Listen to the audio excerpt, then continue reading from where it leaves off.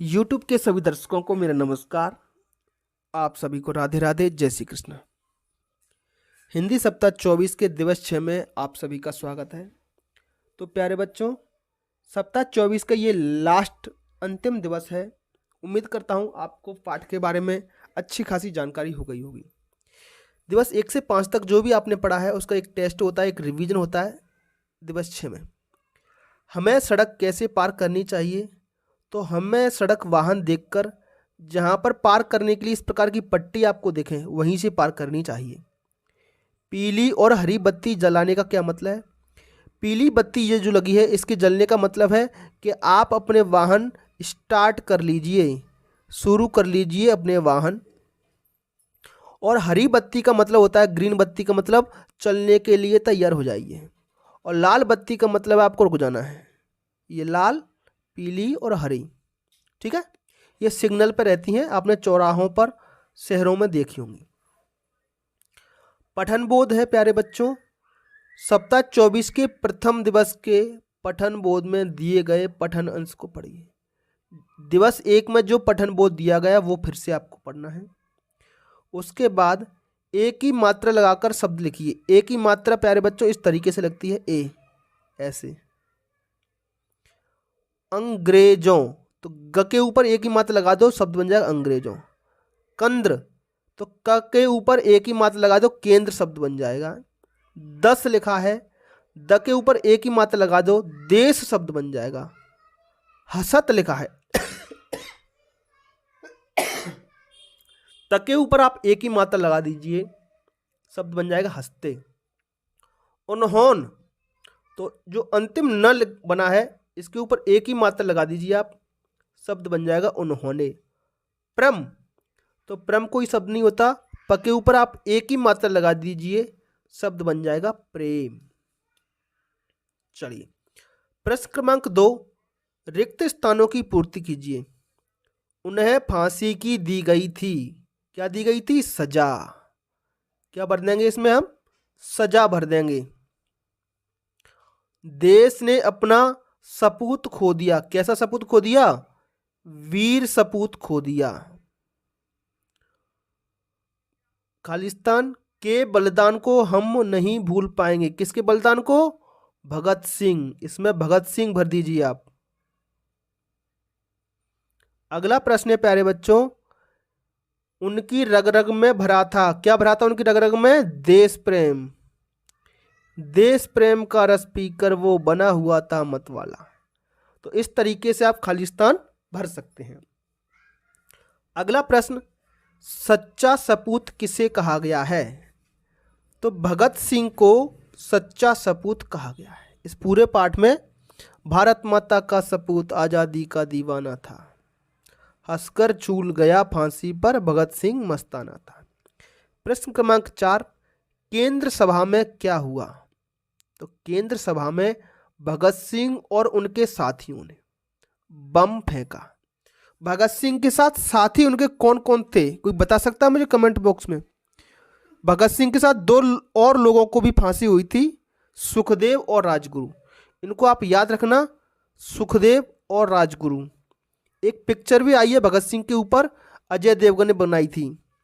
सुखदेव और राजगुरु, इन्होंने भी भगत सिंह के साथ मिलकर के केंद्र सभा में बम फेंका था।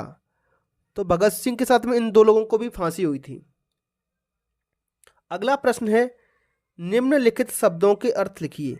परवस्ता, देखो पर का मतलब होता है दूसरा, वश मतलब दूसरों के वश में, परवस्ता मतलब दूसरों के वश में।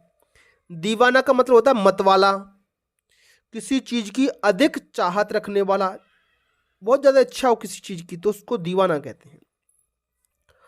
परचम का मतलब होता है झंडा या जानकारी या प्रचार करना किसी चीज का। इंकलाब मतलब आजादी की लड़ाई।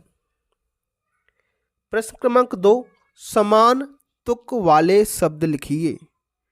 सच्चा, कच्चा दोनों समान तुक वाले हैं। झूल, फूल, अत, मत, सपूत, कपूत। तो ये समान तुक वाले शब्द आप लिख सकते अपने मन से। इनके अलावा भी अगर आपको कोई शब्द आ रहा है तो उसको भी लिख सकते हैं।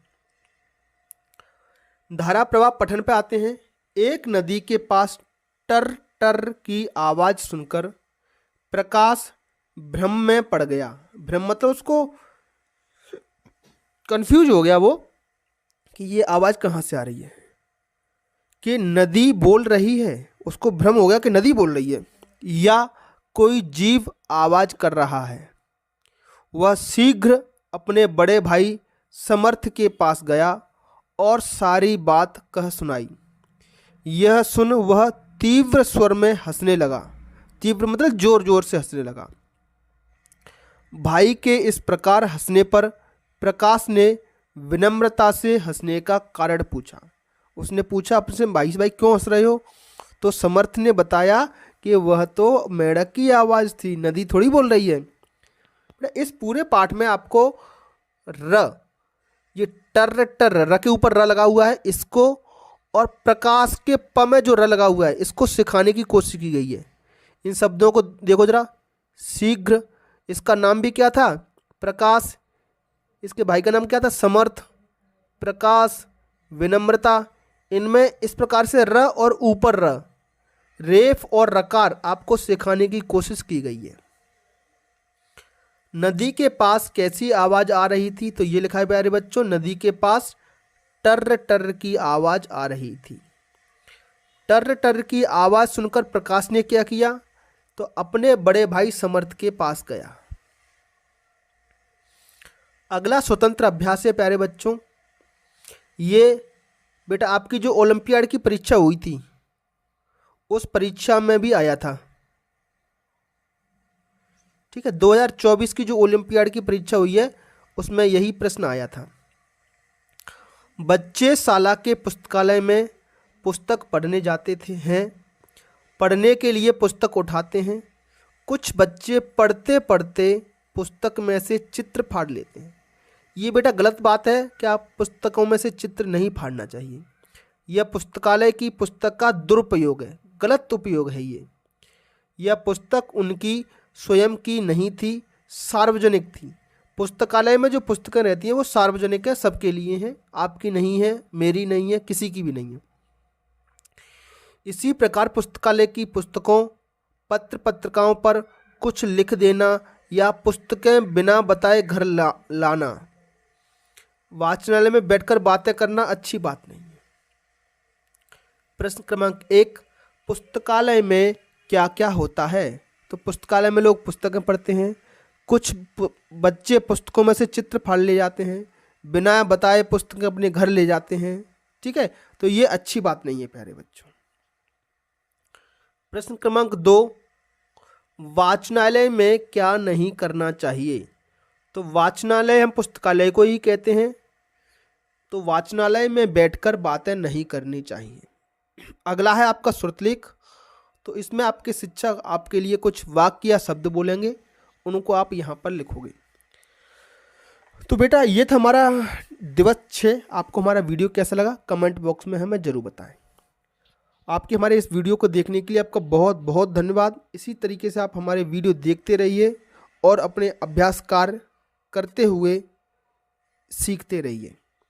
एक क्वेश्चन बेटा आज के लिए मैं आपको दे रहा हूँ। ये जो शब्द लिखा है वाचनालय, जिसको हम पुस्तकालय भी कहते हैं, इसको अंग्रेजी में हम क्या कहते हैं? इसका जवाब, इसको अंग्रेजी में हम क्या कहते हैं, इसका जवाब आपको मुझे कमेंट बॉक्स में देना है। पुस्तकालय को अंग्रेजी में हम क्या कह सकते हैं?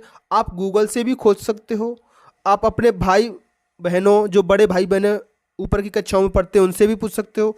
अपने शिक्षक से पूछ के भी जवाब दे सकते हैं। ठीक है, तो चलिए बच्चों, फिर मिलेंगे अगली क्लास में। तब तक के लिए आपका दिन शुभ हो। Have a nice day and thank you.